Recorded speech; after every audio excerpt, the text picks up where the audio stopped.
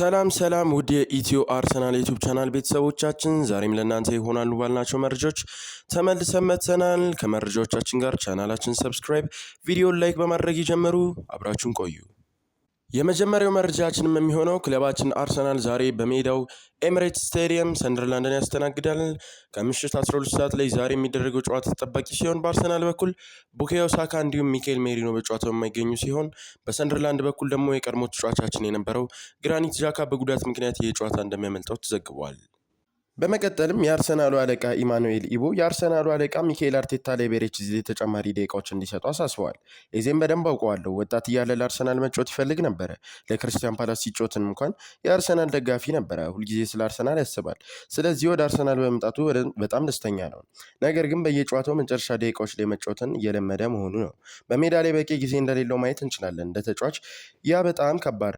አርቴታ በመቀጠልም ትላንት በፕሬስ ኮንፈረንስ ላይ ስለ ሳካ ሲጠየቅ ከጉዳቱ በጣም እየተሻሻለ ነው፣ እናም በቅርቡ ከኛ ጋር እንደሚሆን ተስፋ አድርጋለሁ። ስለ ኦዴጋርድና ስለ ቲምበር በተጠየቀውም ጥያቄ ማርቲን የመመለስ ትንሽ ጊዜ ይፈጅበታል፣ ነገር ግን ጁሊያን ቲምበር ለጨዋታው ዝግጁ ነው ሲል ተናግሯል።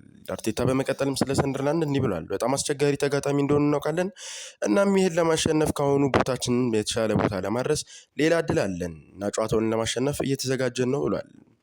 አርቴታ ቼልሲን አሸንፎ ስለ ፍጻሜው ጨዋታ ስለደረሰበት ጨዋታም ሲጠየቅ የፍጻሜው ጨዋታ ላይ ለመድረስ እጅግ በጣም ትልቅ ጉልበት ሰጥተናል። ከቼልሲ ጋር ትልቅ ጨዋታ ነበረን፣ እነሱን በሚገባ ጉልበት አሸንፈናል። እኔ የምፈልገው ይህንን ነው። እናም ለደጋፊዎቻችን ትልቅ ደስታ መስጠት ችለናል። አሁን እንደሚቀጥለው ከሆነ ወደ ቀጣዩ ጨዋታችን ማተኮር አለብን ብለዋል። አርቴታ ስለ ሰንደርላንድን በመቀጠል እጅግ በጣም ተወዳዳሪ ቡድን ናቸው።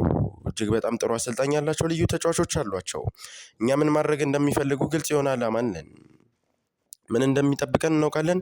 ነገ አጥጋቢ ውጤትም ለማምጣት እንጥራለን ብሏል። አርቴታ በመቀጠልም ስለ ሚካኤል ሜሪኖ እንዲህ ብሏል።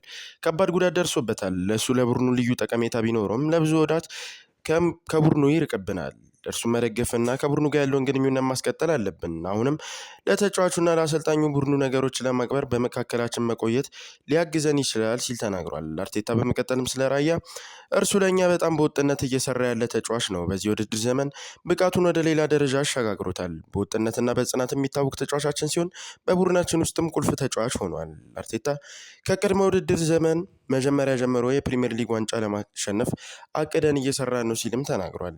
አርቴታ በመቀጠል ስለ ካይ ሃቨርትዝ እሱ እዚህ ተመልሶ በማግኘታችን በጣም ደስተኞች ነን፣ ምክንያቱም ለቡድኑ ሙሉ በሙሉ የተለየ ነገር እየሰጠ ነው። ከጉዳቱ በኋላ ያሳየው ብቃት አስደናቂ ነው። ስለዚህም ይህ ለእኛ በጣም ጥሩ ነው። አርቴታ ሁለተኛውን ከፍተኛ ጎል አስቆጣሪ በጣም እንዲሁም ትንሽ ጥቂት ጎል የተቆጠረበት ክለብ ነው። በዚህም የውድድር ዘመን ጨዋታዎችን በትክክለኛው መንገድ እያሸነፍን ነው አይደል ሲል ከአንድ ጋዜጠኛ ጥያቄ ይቀርብለታል። አርቴታም በመቀጠል ለሳምንታዊ ጨዋታ የምንዘጋጀው እንደዚህ ነው። እያንዳንዱ ተጋጣሚ የተለየ ነው። በጣም ከባድ ፈተናዎችን ያስከትላል። እናም እነርሱን መጋፈጥ አለብን። ለበርካታ ወራቶች በዚህ ላይ እየሰራን ነበረ፣ ነገር ግን ይህን ማድረግ መቀጠል አለብን። በእያንዳንዱ ጨዋታ በዚህ መንፈስና በቁርጠኝነት መጫወት ያለብን ይመስለኛል። ያንን ካደረግም ብዙ ጨዋታዎችን የማሸነፍም ትልቅ እድል ይኖረናል ብሏል።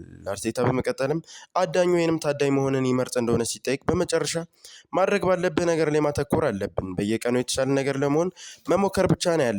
በግንቦት ወር ደግሞ የተሻለ እንደሆንም ማሰብ እንጀምራለን ሲል ፕሬስ ኮንፈረንሱን አጠናቋል። በሌላ መረጃም ቪክቶር ጊዮኬሬሽ የአርሰናል የወሩ ምርጥ ተጫዋች በመባል ተመርጧል።